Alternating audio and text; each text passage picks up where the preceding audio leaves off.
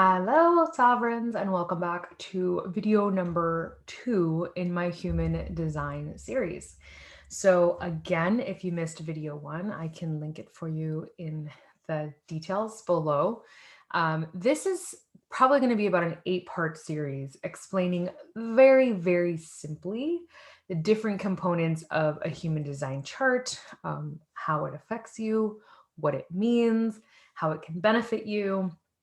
And my intention is just to make, again, the information really simple to absorb, easy to apply so that it doesn't seem so overwhelming. As someone who has been studying human design for a few years, I definitely run across teachers that have been doing this for so long that the language that they use can sometimes be removed from the general public. And they don't realize it because they are just so into the material. And then people are like, what does that even mean? So my goal was always to simplify the material and the content so that you guys can receive it and know how to apply it right away. So if this is your first time on my channel, welcome. My name is Shakti. And if you're returning, welcome back. I do also do human design chart reading, so you can check out the link for that also below. It's on my site under Sovereign Coaching. And video number 1, we talked about the types of auras for human design. And in video number 2, we're going to talk about the strategies for each aura type. So get ready for that.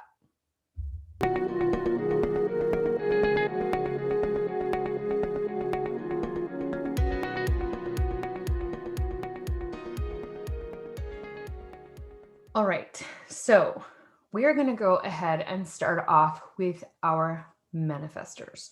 So manifestors are only about 9% of the population. It's a very small percent of the population that has this aura type. In the previous video, I had a little image on the corner for the manifestor where it kind of shows like the human design template, and then it shows how the aura of that person behaves. Now, the aura of the manifestor is known as closed and repelling. What does that mean? That means that manifestors were not designed to be inclusive people. This is the aura type of the kings, the queens, the monarch. Okay, so a lot of the rules, regulations, a lot of the mottos that we have about life, like, just do it, taking action, just go ahead and grab what you want, being a go-getter. All those things really come from that particular aura type because that is how our society used to be structured and organized. Now, the strategy, and by strategy, I mean the way that you play the game of life. Each aura type has a way to play and win their game of life. In the following video, we're going to talk about authority. Authority is how you make the decisions while you're playing the game. And this is just the way that you play the game of life. And every aura type has a way to make life easier for them and flowing more for them. For the manifestor, it is to inform. Now, what's unique about the manifestor aura type is that it's the only aura type that doesn't need to wait to act or initiate or speak.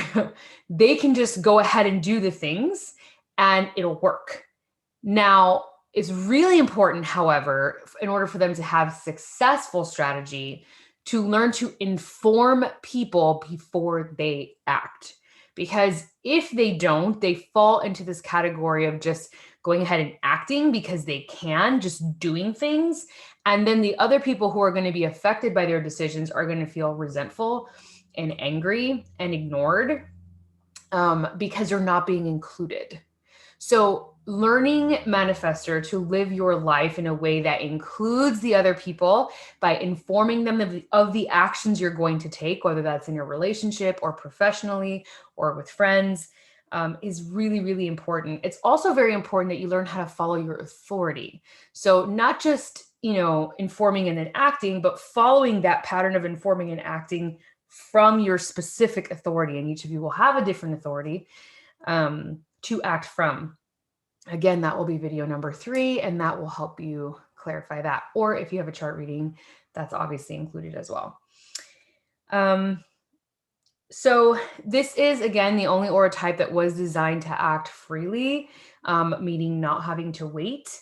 But they were designed to be leaders, or they can end up being lone wolves. They are not designed to be like group democratic people.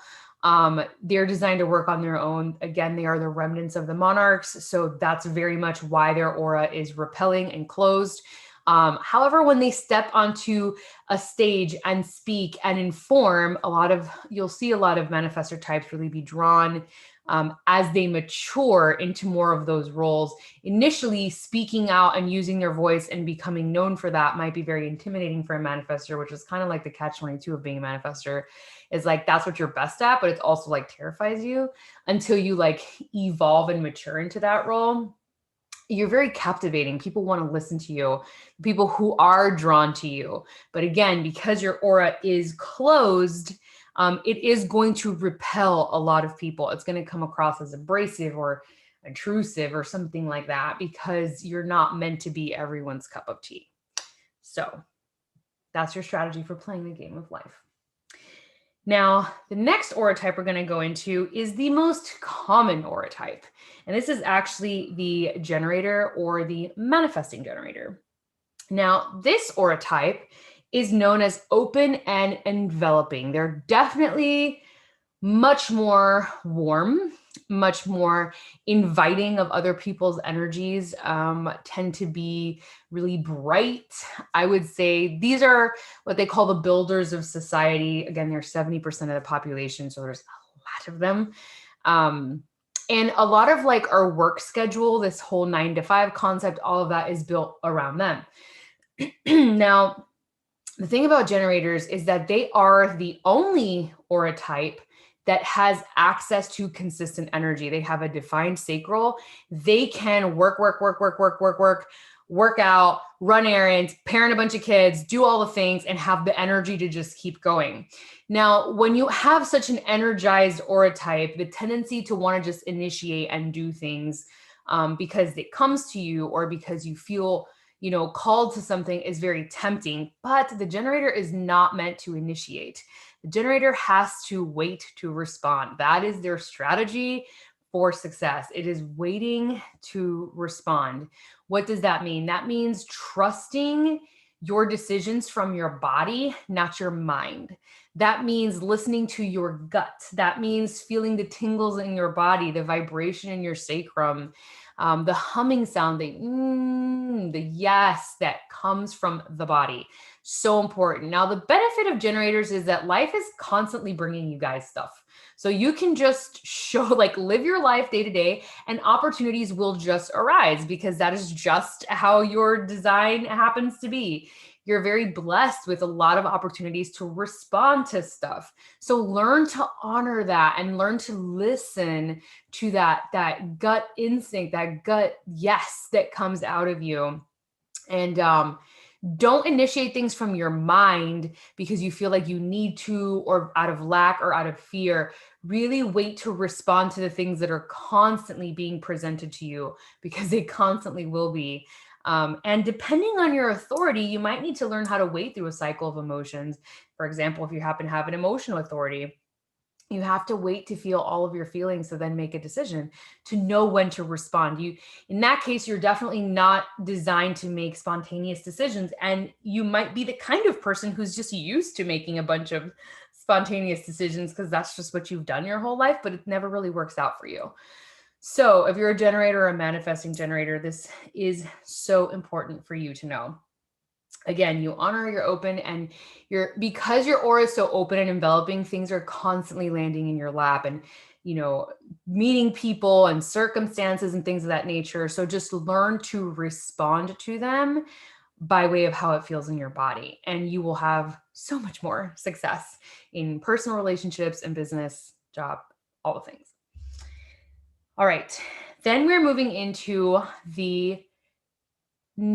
this would be the third rarest energy type, which is the projector.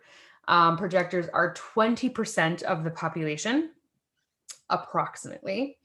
And they have an aura type that's known as focused and absorbing. Now, this is the energy type that's meant to penetrate people and see to the core of a situation. These are the diplomats, these are the coaches, the counselors, the guides, the people who are really good at honing in and figuring out what's going on behind the curtain, so to speak. Now, this kind of energy can also be seen as very invasive by other people who don't want to be penetrated. Okay. So this strategy is so important for you projectors to learn to succeed at life. And for you, it's you need to wait to be invited or recognized. So from a practical sense, this means if you are in a group conversation, you are not just interjecting your brilliant opinions, which are usually really brilliant because you usually can see what needs to be corrected or fixed or whatever. You need to wait to be asked. You need to wait to be recognized by the people in the group. Like, hey, what do you think about such and such? And then when you open your mouth and you share your wisdom, everyone's like, oh my God, so brilliant, right? So what does this also mean? It means that you need to be recognized by the people in your world before you can have real success. So the manifestor can go out and initiate, of course, as long as they are informing and take action. The generator is just responding to the things that are coming to them constantly. But the projector doesn't have the same amount of things coming to them all the time. Invitations are not necessarily super often for things. So as we wait for invitations, projectors, I am a projector. So this has been something that's been challenging for me to learn. It's important that we learn how to master systems, become very, very good at something that you want to teach or you want to offer other people. Mastery is really the key for us. So the more time you spend in mastery, the more you will gravitate those invitations to you and people will recognize you, right? And then you'll get the, oh, hey, I would like for you to be on my podcast, or I would love to interview you for this, or I would love a chart reading, or I would love a coaching session, or I would love, people will naturally be drawn to you, projector, to get help because you are the helpers of society. But in order for you to position yourself to be recognized and then invited, you have to be visible. You can't be hiding in the background waiting for an invitation without showing up and showing your skill set and showing your brilliance and showing what you know. And you also can't just be waiting without educating and mastering systems. Like, it's very, very important that you spend the time in between invitations becoming a master of any specific thing. That will help you so much. Okay, so again, your energy is focused and absorbed. Once you are recognized, once you are invited, once someone says, hey, I'd like to hear your opinion on something, or hey, I'd like to interview you, or hey, I'd like to work with you, then you can turn on that projector charm, focus real deep, and get down to the core of what needs to be said or seen. And people are going to be blown away. Like, oh my God, how did you know that? Like, you're so perceptive, right? Then the focused energy feels welcome. It doesn't feel terrifying. Okay. If you just go ahead and pour into people what you know or what you see, it's going to scare the crap out of people. So don't do that. It can come off as very invasive. Okay. So your strategy for winning at life, again, wait to be recognized, wait to be invited, and then you show up in all of your knowledge and all of your amazing magnetic energy, and you can share your wisdom and guide others. And the last aura type we're going to talk about, it's actually the rarest of the four, known as the reflector. So reflectors are about 1% of the population, and their auras have been described as resistant and sampling. Instead of resistant, I'd probably say hesitant. That's how that aura type feels to me, and sampling for sure. So the thing that's really unique about reflectors is that they have no definition in their chart. These are people who are completely open, or undefined, I should say, even though they might have gates and things of that nature. None of their centers are defined. So they are just like constantly amplifying the energy of their environment and of the people around them who do have more definition in their charts. And these people are extremely, extremely sensitive to their environment. These would be the people in society you would recognize as like the elders or the wisdom keepers. These are the people who can take a pulse on what's happening in society and reflect that very accurately because they sense everything that's happening in their environment. Now, the strategy for the reflector can be even more intense. I happen to think the projector strategy is difficult because waiting to be recognized and not being the kind of person who can go out there and take all this action is really intense. But for the reflectors, you have to wait a whole lunar cycle. So a whole 28 days before you make a decision. And this isn't like the first time I've heard of like lunar cycle. I mean, it's a huge practice in the feminine world of tracking your cycle and making decisions and living in sync with your cycle. Well, reflectors, you have to do that. You have to wait a full 28 days to make any big decisions like a move or career or relationship. And what this allows you to do is sample all of these different emotions and the environment that you're shifting into and really make sure that you're making a good decision for yourself. The side effect of not waiting and not sampling and figuring that out is disappointment, is a life that's full of a lot of disappointment and your decisions kind of feeling like they fall flat and you can't ever really get where you want to go. So again, you have an aura type that's very resistant or hesitant. And sampling, you might be someone who, if you are that 1%, is extremely sensitive and your environment matters a ton. The people that you have around you matters a ton. You really are the heartbeat, the pulse keeper of your community and of society, and you feel all the things. And so it's very important that you honor that full lunar cycle so that you're not making impulsive decisions from a place of just sensing something or being like almost like reflecting someone else that's close to you, their energy or their enthusiasm for something, right? And then it not be a decision that's actually coming from you. That's the other danger in that. So those are the 4 strategy types for manifestors, generators, or manifesting generators, projectors, and reflectors. I'd love to hear if your strategy really spoke to you, if something clicked inside of you when you were listening to this video, like, oh my gosh, that's what I've been doing wrong. Or if you have any questions, also please feel free just to share your strategy below with us, your type and strategy. And again, if you haven't watched video 1, go watch video 1. It's a little lengthier.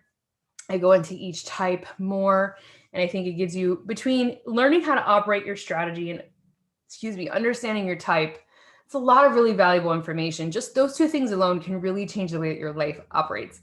But of course, if you'd like to get into the nitty-gritty, you're always welcome to also get your own chart read, which includes a video recording link and of course a PDF. So you can always reference your materials afterwards. And I do have some testimonials on my site, so you can go read other people's experience of having your readings done. I find that to be incredibly helpful.